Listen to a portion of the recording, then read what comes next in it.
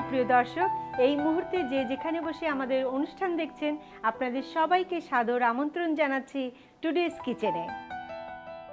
আসলে সত্যি কথা বলতে আমাদের বাঙালি জীবনে হলুদের অনুষ্ঠানে যায়নি এমন লোক খুব কমই আছে।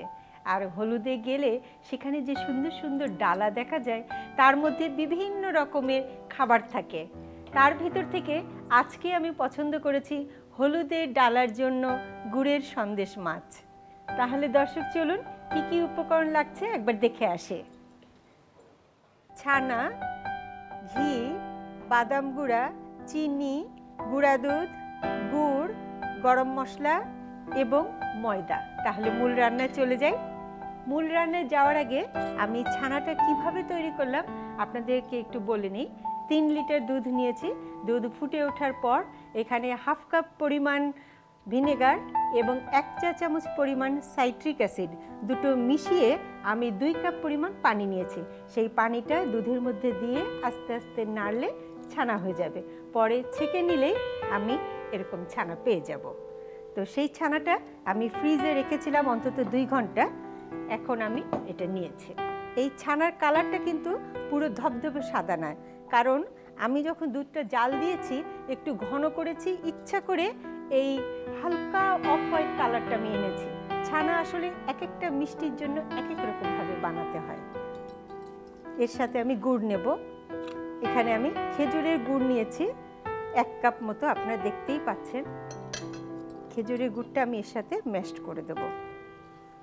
ছানা দিয়ে গুড়টাকে আমি হালকা হাতে মাখাবো, খুব যে ম্যাশড করে মাখাতে হবে তা না। এর ভিতরে আমি হাফ কাপ মতো চিনি দেব এবং আমি এখানে মাওয়া আছে, সেই মাওয়াটা আমি কিছুটা দেব। এখানে আমার কাছে কেনা মাওয়া আছে। কেনা মাওয়াটা দিলে হয় কি, এটা টেস্টটা অনেক বেড়ে যায়। আমি এখানে কেনা মাওয়া 1 টুকরো দিলাম, আপনারা দেখলেন হাফ কাপের মতো হবে, সেটা আমি দিলাম। এখন আমি চুলোটা ধরিয়ে দেব। চুলোয় আমি ঘিটা দেব। ঘি দেব এখানে।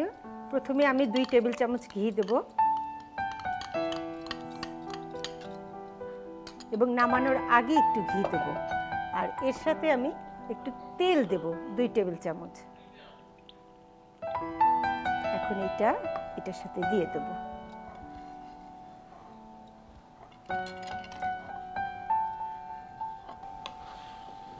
এখন আমি হালকা আঁচে নাড়ব। একটু গুড় আর চিনি যেটা দিয়েছি সেটা একটু গলে যাবে। এর সাথে আমি একটু দারচিনি আর এলাচ দেব। এলাচগুলো একটু মাঝখানে চিড়ে চিড়ে দেব, তাহলে এর ফ্লেভারটা ভালো মতো বের হবে। এলাচ দেব আমি 3-4টা এবং দারচিনি দেব আমি 2 টুকরো। এবং অবশ্যই এটা যখন আমি পরিবেশন করব তার আগে আস্ত গরম মশলাগুলো তুলে ফেলব।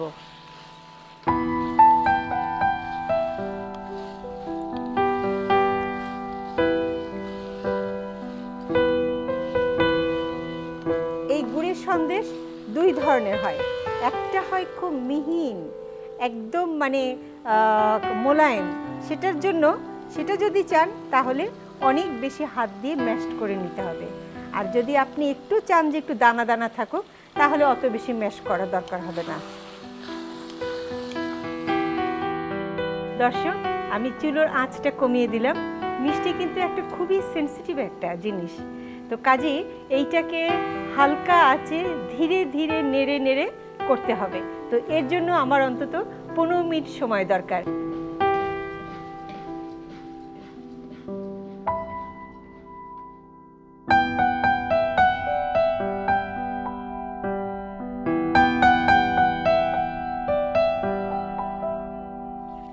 আমি কিন্তু তখন থেকে একটু একটু করে নেড়েই যাচ্ছি, কারণ মিষ্টি জিনিস তো, যদি আবার তলায় লেগে যায় তাহলে এর পুরো স্বাদটাই নষ্ট হয়ে যাবে। এখন আমি এর মধ্যে একটু চালের গুঁড়ি দেব। দর্শক, চালের গুঁড়িটা আমি করেছি পোলাওর চাল শিলপাটায় বেটে নিয়েছি, তা সেই গুঁড়িটা আমি দিচ্ছি একটু। এখানে দেব আমি 2 টেবিল চামচের মতো। দিয়ে আমি একটু দ্রুত নাড়ব। আমি আরও 2 টেবিল চামচ দেব।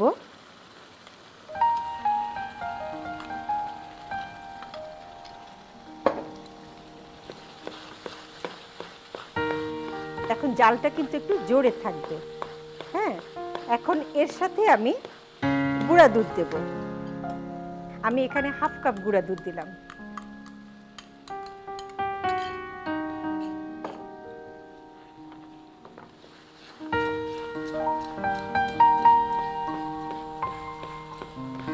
দেখেন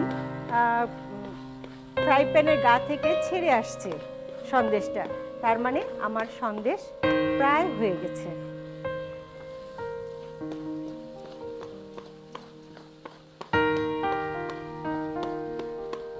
দর্শক, আমি এখানে কিন্তু এক্সট্রা একটু ঘিয়ে বাদাম, চীনা বাদাম ভেজে আধা গুঁড়ো করে রেখেছি। আমার কাছে মনে হচ্ছে যে এইটা দিলে সন্দেশের স্বাদটা একটু বেড়ে যাবে। আপনারা যদি না চান দিবেন না, কিন্তু আমি একটু দিচ্ছি, হাফ কাপের মতো দিচ্ছি।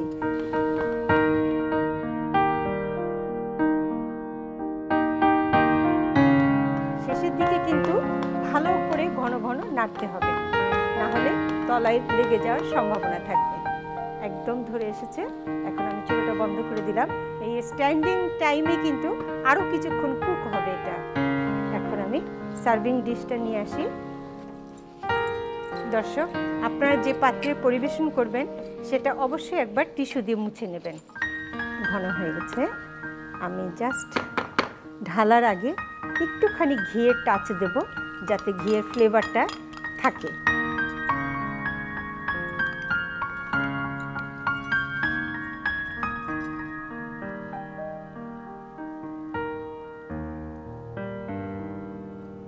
দর্শক, এটা জমে গেলে তখন কিন্তু আরও সুন্দর করে বসে যাবে। তো এখন আমি মাছের আকার সাইজ দেব। তো দর্শক, সে পর্যন্ত কিন্তু আমার একটু ঠান্ডা হতে হবে, জিনিসটা যাতে জমে যায়। এখন আমি হাত দিয়ে এটাকে শেপ করতে পারবো।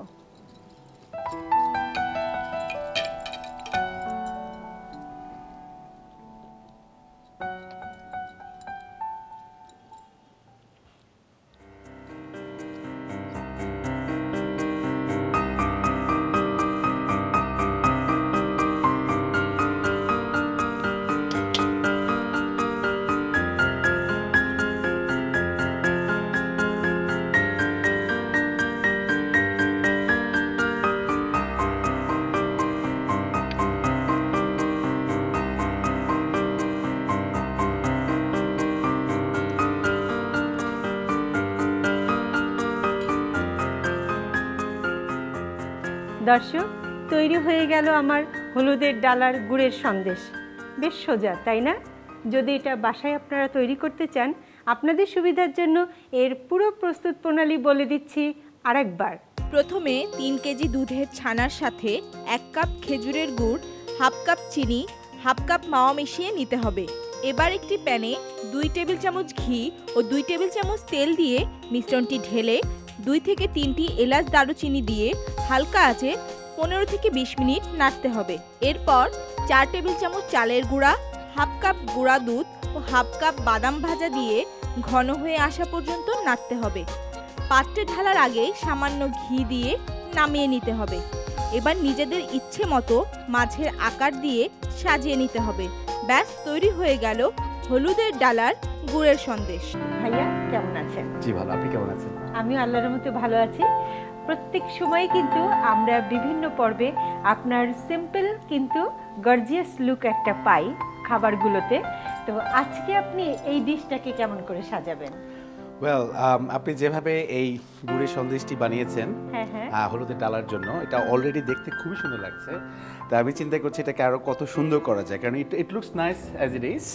যা দেখে আজকে আমরা মাছটাকে কাটবো না, মাছটাকে আমরা আস্ত মাছটাকে সুন্দর করে এই ডিশটাতে বসে দেখি কত সুন্দর করা যায়। সো আমার মনে হয় ম্যান্ডারিন ডিশটা খুব ভালো মতো যাবে এটার সাথে। সো আমাদের অলরেডি একটা কাঁটা আছে, আমি কাঁটাটা ইউজ করব, কারণ ফুড নষ্ট করার তো কোনো দরকার নেই। তো এটাকে আমরা জাস্ট ইউজ করবো আরেকবার। এটা কিছুটা বেশ সিম্পল, কারণ এটা খাওয়াও যাবে, নষ্ট হবে না কোনো কিছু। জাস্ট ছোট ছোট করে স্লাইস করে কেটে নেওয়া আর কি, আর কিছু না। অথবা একদম ওয়েজ স্টাইলেও কাটা যায়। তো এগুলো একটা একটা করে সুন্দর করে বসাবো এটার সাথে। এটা পাশ থেকে এটি বসিয়ে দিচ্ছি সিম্পলি।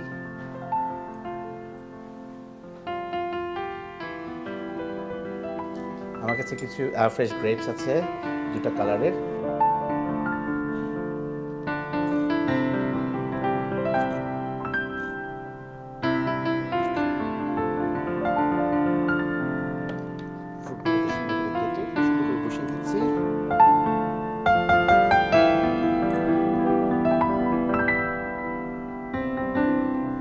কিছু না, এখন এনি ফ্রুটস আপনারা ইউজ করতে পারেন, এখানে নাটস ইউজ করা যায়। আমরা আজকে যেমন একটু ডেটস ইউজ করব।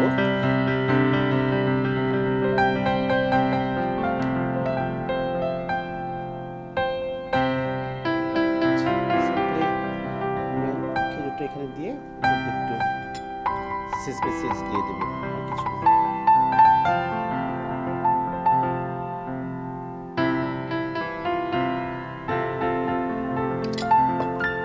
হয়ে গেল জাস্ট সিম্পল গুড়ের সন্দেশ হলুদের ডালার জন্য।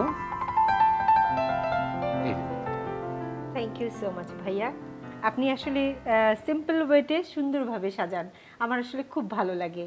Thank you so much. আপনাকে ধন্যবাদ। দর্শক দেখলেন তো এই ডিশটাকে কত সুন্দর করে সাজানো হলো একজন অতিথিকে সাথে নিয়ে। নাম লিপি সাহা, যিনি সুপার শেফ প্রতিযোগিতার সিজন 1-এ সেরা 6-এর মধ্যে ছিলেন। আপা কেমন আছেন? ভালো আছি, আপনি? আমিও ভালো আছি। আপনি তো এটা কিন্তু অনেক বড় একটা পাওয়া যে সেরা 6-এর মধ্যে থাকা, তাই না? তো আপনার এই জার্নিটা নিয়ে আমরা অনেক কথা বলবো। আজকে আপনি আমাদের জন্য কি রেসিপি নিয়ে এসেছেন? আজকে আমি এনেছি মোচার চপ। মোচার চপ, এটা কিন্তু অনেক মজার একটা খাবার। অনেক মজার। হ্যাঁ, তো এইটা তৈরি করতে কি কি উপকরণ লাগছে একবার যদি বলে দেন। হ্যাঁ, এটাতে লাগবে মোচা, তো লাগবেই। মোচা সেদ্ধ করা আছে, আলু ভাজা, তারপরে ডিম, নারকেল কুচি, লবণ, ঘি, গরম মশলা গুঁড়ো, চিনি, কাঁচা লঙ্কা কুচি, বাদাম, ব্রেডক্রাম, ধনে গুঁড়ো, আস্ত জিরে, ভাজা মশলা, হলুদ, মরিচ গুঁড়ো, আদা বাটা আর তেল লাগবে। আসলে এটা আমাদের বাঙালি খাবার, বাঙালি খাবার, তাই না? তো এই মোচা কিন্তু সবাই জানে না যে কেমন করে খেতে হয়, এটা বাছারও কিন্তু একটা প্রসেস আছে। আচ্ছা, সেটা যদি আমাদের দর্শকদের একটু বলে দেন। হ্যাঁ, এটা ওই যে ফুলের মতো আসলে একটা একটা করে নৌকোর মতো, ওটা খুলে ফেলে ভিতর থেকে ফলটা বের করতে হয়। তারপরে ওটা নিয়ে মানে কুচি করতে হবে, কুচি করে হালকা লবণ আর একটু হলুদ দিয়ে মানে সেদ্ধ করে নিতে হবে প্রেসার কুকারে। আচ্ছা, তাহলে আমরা মূল রান্না চলে যাই। অবশ্যই। আচ্ছা, পুরো কিচেনটাই আপা আজকে আপনার। আমি আপনার পাশে দাঁড়িয়ে শিখছি রান্নাটা। ঠিক আছে। হ্যাঁ,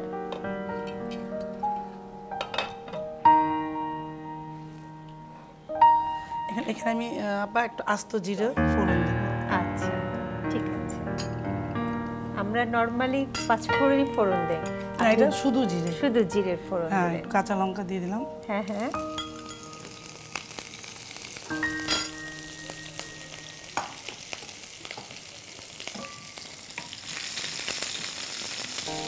একটু লাল হবে, নারকেলটা দিয়ে দিলাম। আচ্ছা, ডালটা একটু আস্তে দিয়ে না।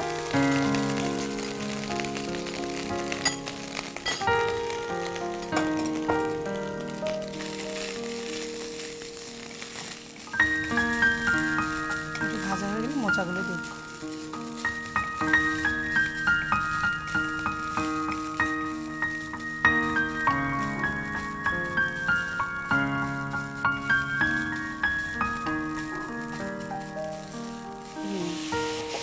এখানে এখন আমি মশলাগুলো দিয়ে দেবো।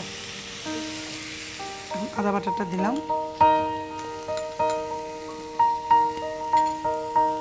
কি গুঁড়া দিলেন? এটা ধনে গুঁড়া। ধনে গুঁড়া। হ্যাঁ, এতে কি অল্প একটু পানি দেবেন? হ্যাঁ দেবো, সব মশলাগুলো দিয়ে পানি। তারপরে কি গুঁড়া দিলেন? এটা জিরা। আচ্ছা, জিরা গুঁড়া, হলুদ,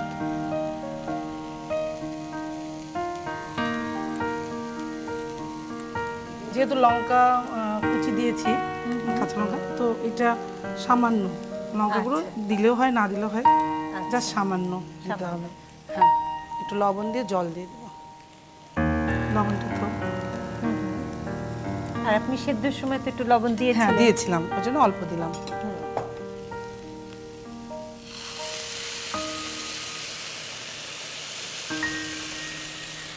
এখন কষাতে হবে। আসলে বাঙালি রান্না মানেই কিন্তু কষিয়ে কষিয়ে হ্যাঁ, হ্যাঁ। রান্না, তাই না? আর আমাদের দেশীয় স্পাইস কিন্তু অনেক, এগুলোর এক একটা এক এক রকম ঔষধি গুণ আছে। হ্যাঁ হ্যাঁ এখন তো পানি শুকিয়ে হ্যাঁ, গেল। পানি শুকিয়ে গেল। তো এখন হচ্ছে আমি এর ভিতরে দেবো হচ্ছে ওই যে বাদাম, তারপরে ভাজা গুঁড়ো মশলা, একটু সামান্য মিষ্টি, একটু ঘি দিয়ে নামাবো এটা। হ্যাঁ,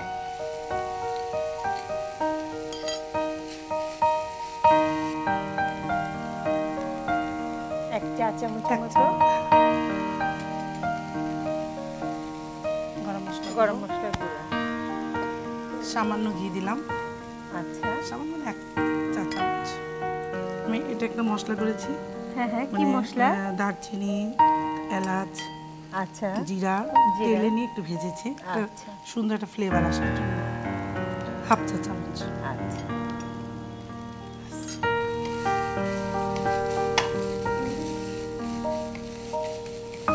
এটা আমার হয়ে গেছে।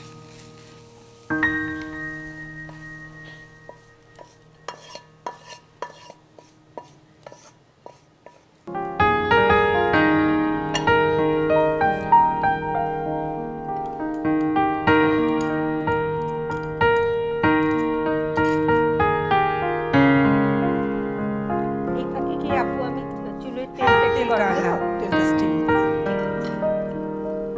একটা, হ্যাঁ দেখি, সামান্য একটু লবণ এই যে দিয়ে ফেটে নেব। হুম হুম। এটা কি ধরনের শেপে বানাচ্ছেন? আবার একটু লম্বাটে টাইপ। ওভাল শেপে। হুম, ঠিক আছে। গোল করে একটু লম্বা।